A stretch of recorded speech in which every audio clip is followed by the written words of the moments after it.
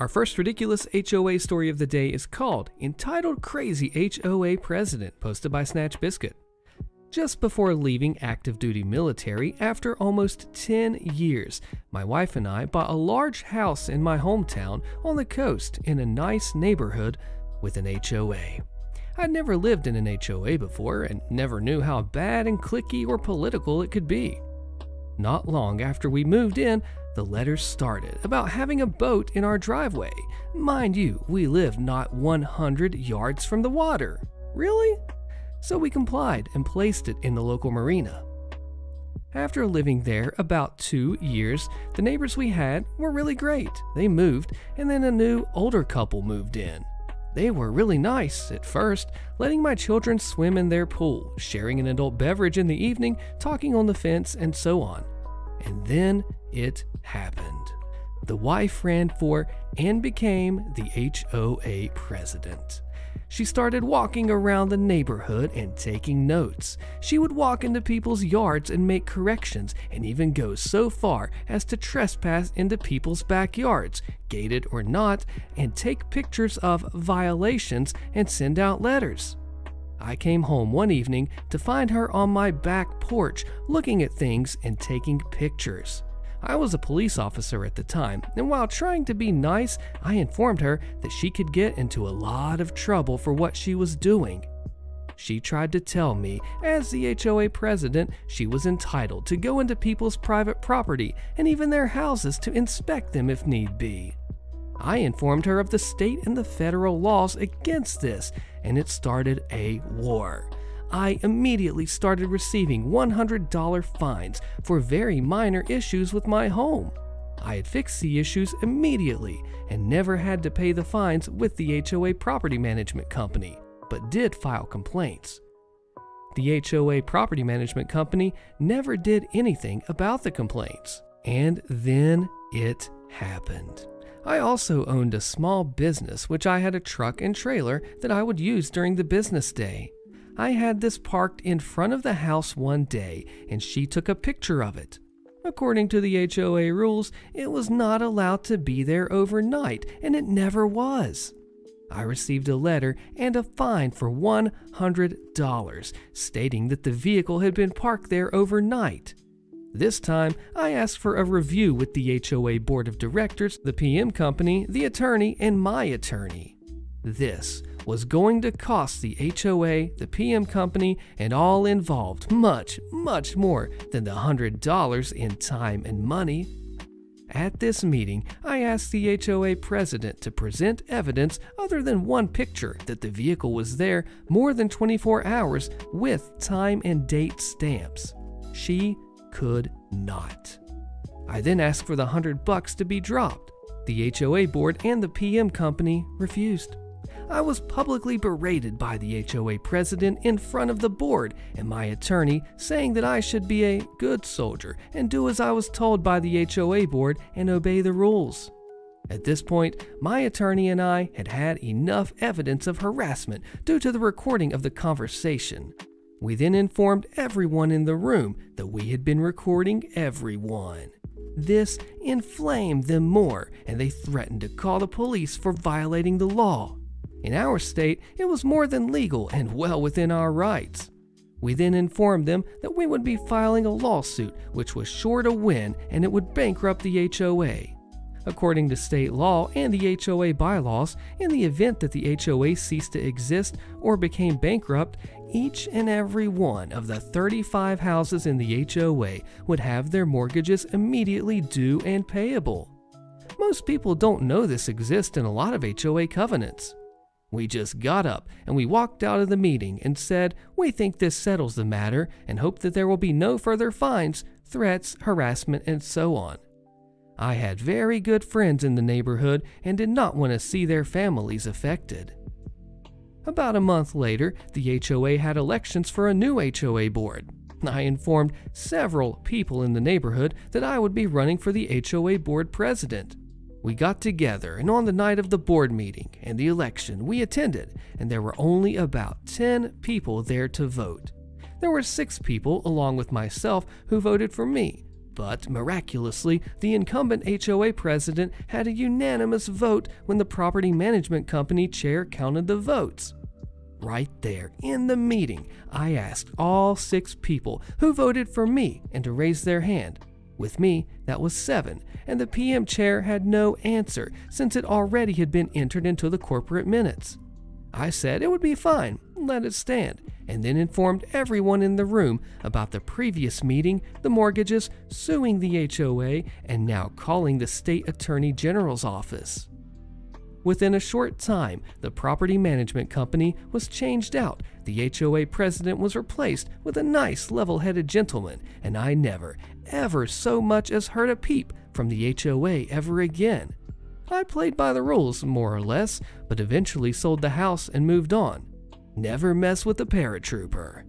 HOA Boat Issues by Matt Reston. After moving into our new home in a subdivision with a homeowner association, I received a call from my wife while at work. She informed me that we had just been visited by a contingent of officers of our HOA. She further told me that they were going to make us move our fence. For the backstory, when initially looking at the model home, I asked for and received a copy of the HOA covenants, and I read them cover to cover. I was particularly interested in whether or not homeowners were permitted to have boats on their property. I found that boats were permitted as long as they could not be seen from the street. I agreed to purchase the home if the builder would pour a concrete boat pad beside the garage, thinking that I could put up gates in front of the pad blocking the view from the street. The builder agreed and we purchased the home. When I arrived home, I asked my wife what happened and was informed of the following. 3 HOA officers visited and were informed that I was at work.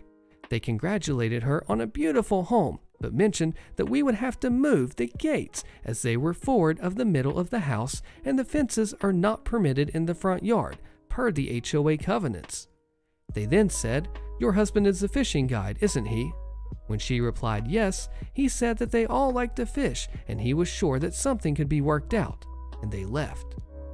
I called the number that was provided and one of these gentlemen answered. I said that my wife had told me that they visited and what they had said. I told them that I would be happy to take them fishing. All we had to do was to come up with an agreeable date, and of course, my fee was $400 per day. He replied, "I don't think you understand." And I said that I do understand it perfectly. I then said that you may be able to force me to move my gates, but let me tell you what will happen if you do. I will head out to the farming area and find the rustiest, beat-up piece of crap automobile that I can find, park it in my driveway, and put a 9-foot satellite antenna on the roof of the car, and there is absolutely nothing you can do about it. Read your covenants. I then hung up. I never heard another word from them. This Karen in the story is deranged. You'll see what I mean. How does she try to even pull this off? It's called I Wanted This House by Cats Are Nice Death. Almost 30 years ago, my dad retired from the Army. That's important to the story. And we all moved from the barracks to an entirely different county. Not overly fun for me or my sister because she just joined secondary school and didn't want to leave her friends behind, and I just didn't want to move again. If you're not familiar with the British Army, soldiers used to get posted places, invariably places like Germany, Switzerland, Cyprus, etc. It was 50-50 of if the whole family was posted with them, depending on how long they were away for.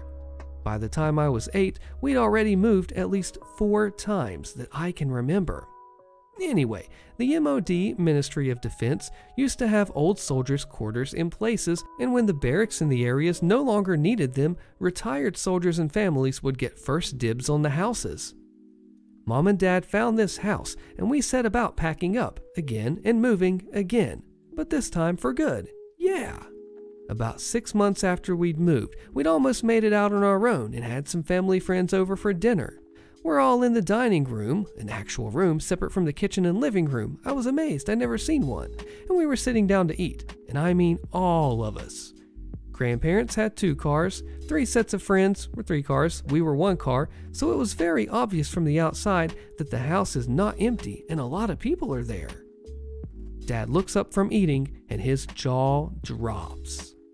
There is a woman just wandering around the garden. She's sniffing the flowers, looking in the windows, and generally behaving as if the house was a horse for sale, checking its metaphorical teeth. It wasn't even as if she could have just walked down the side of the house into the back garden. She would have had to unlock and open 3 gates. So Dad goes out with a couple of his friends, which were all ex-army and rugby types. They're big guys, hard to miss. And this woman glances at them, this Karen, and then continues poking about the garden and trying to get into the shed. Dad shouts, "What do you think you're doing?" She says, "Well, I'm looking at the garden," bold as brass. The friends say, "Yeah, we see that. Why?" "Look, what are you doing here? This is my house. Get off of my property. Who do you think you are?" She just shrugs and says, "My son was going to buy this house. I want this house. I wanted to see what I could do with the garden when he buys it." Dad stares. "What the heck do you mean? When he buys it? It's not for sale. I live here." "No, you don't. My son wanted to buy this house." "Mate, we're going to check on the families and call the police. You okay with her?" "Yeah, just make sure the kids stay inside." And to the woman he says, "Get the heck off of my property." "It's not yours. It's mine. I live here," she replies. By this point, we've opened the window to get a proper listen, and Mom has lost her crap. It's a proper mama bear reaction. Her 2 babies are inside, along with 6 other kids that she's known their whole lives. She flies out the door. She shouts, "Get the heck off of my property. Get away from my husband and get away from here." "Calm down, love. It's okay. Go inside. I'll get rid of her." The woman with 0 sense of self-preservation says, "Who do you think you are? This is my house. Get away from me, you crazy fat bee." Dad has to grab Mom on the way past before she ends this woman. I don't want some sort of unhinged woman in my house. Get off of my property." Thankfully, the police arrive and escort the woman off the property, telling Dad to invest in locks for the gates. Dad's turn to lose his crap. He explains, loudly, at length to police that this woman had to unlock a few gates and shows him how the woman got in. As they're getting her to the car, she declared that she'll get us out of her house. It's her son's house. She lives here and she'll get us out. Dad tells the police that he's pressing charges, and the woman's tone changes. Suddenly, it's not her son's house at all. She didn't mean any of it. She's very sorry. She can't be charged.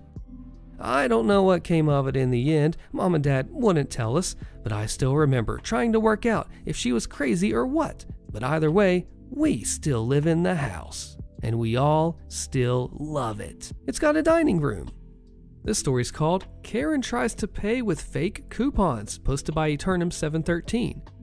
For background, I used to exclusively sell cell phones inside of a middle-class retail chain. This service was actually run by a different company than the retail chain itself. We would provide all the nicer cell phones like iPhones and Samsung Galaxies, $800 to $1,500, and the retail chain provided the cheaper prepaid cell phones. My team and I would sell all of the phones, but only we could sell the nicer phones. At the time of this incident, I was the team lead for my store, meaning that when it came to the nicer phones, I was the final word. We never discounted the phones directly, but various service providers would authorize rebates and incentives, and that was it. When you bought a nicer phone from us, we would directly pull up your service provider account and set up the phone directly, and they would provide any discounts or credits or rewards. We were also able to report fraud through this system. The story. It was a slow day at the cell phone station, so I decided to do a cold sell lap of the store, leaving a newer team member, let's call her Tina, in charge of the cell phone area for the 20 to 30 minutes that it would take to find someone to buy a phone. I was gone maybe 10 minutes before I get a call from the store manager asking me to get back to the cell phone station because there was an issue. When I get back, I see Tina is about to cry while an overweight Karen is holding a small piece of paper and yelling at her. As I get closer, I hear the word coupon and I immediately know what's about to go down. Less than a week ago, Tina had accepted several fake coupons, which was my day off and her partner called out without telling me, and severely discounted the nicer phones on the fake coupons. She was new, and we hadn't covered that you can never discount the phones yourself, nor that we had never had coupons for these either. Afterwards, I made it clear to her that our team will never discount the phones. Cut back to the present. I see the store manager watching from around the corner. I waved him off and strode forward. Facing Tina, I asked what's going on. Tina let me know that the Karen wanted the newest iPhone and was trying to use a 99% off coupon. Before she could continue, the Karen cut in. I don't know what the issue is. She accepted these coupons last week from my friends. Karen then pushed the coupon towards Tina, like that would magically change the situation. I told Tina to take an extra 15 in the back and then turned back to the Karen. I was ticked, and I think it was showing just a bit because Karen flinched. While I hadn't been in too much trouble over the coupon issue the week prior, I had been passed over for a promotion to another store because of it, and I was not in the mood. Not only was she basically trying to steal a phone, she had specifically targeted Tina. Who told you Tina would accept this ridiculously fake coupon? Was it Kathy? We had records for the nicer phones, and Kathy's account was banned from every one of our locations because of the prior incident. Karen became pale at that last question, and I think she realized that she was in trouble. She tried to mention something about the retail chain accepting these types of coupons, and I laughed. I explained that the retail chain didn't have any say over the nicer phones, and that we worked for a different company. She tried to insist that we had already taken these coupons before, so why couldn't she use them now? At this point, I was done, and then I told her, in no uncertain terms, that we will never discount the nicer phones and that she would not be purchasing phones from this location, period. Fortunately for me, the store manager had hung around, and I called him over. "Can you call asset protection?" I picked up the coupon and handed it to him. Using a fake coupon is stealing, and this woman also knows Kathy from last week. Karen tried to run, but we were lucky in that the police were already at the entrance for an entirely separate issue. I heard later that Karen did get past them initially, but the police were informed of the situation and were able to detain Karen before she made it to her car, and then arrested Karen. Unfortunately, I don't know what happened after that, but I did give a statement about this incident 2 weeks later to the police, so I think charges were filed. I literally laughed when I read 99% off because who even tries to think that's believable? What do you think? The HOA puts a lien on mine and everybody else's houses, but we're not in the HOA. Click the video on your screen. You don't want to miss the crazy fallout of this one, and I'll see you there.